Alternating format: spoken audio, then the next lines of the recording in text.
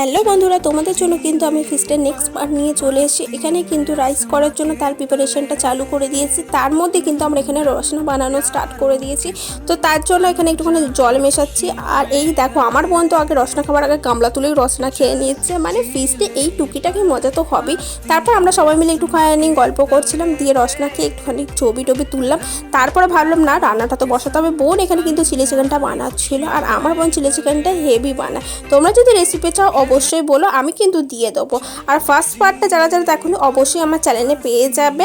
তোমরা কিন্তু চলে যেও ফার্স্ট পার্টটা দেখতে। এই দেখো, এখানে তোমাদের সাথে কথা বলতে বলতে আমাদের কিন্তু রাইস প্রায় প্রিপারেশনের পথে। শুধু সবজিগুলো দেবো আর নুন মিষ্টি এগুলো দিয়ে আমাদের রাইস কিন্তু একদম হয়ে যাবে।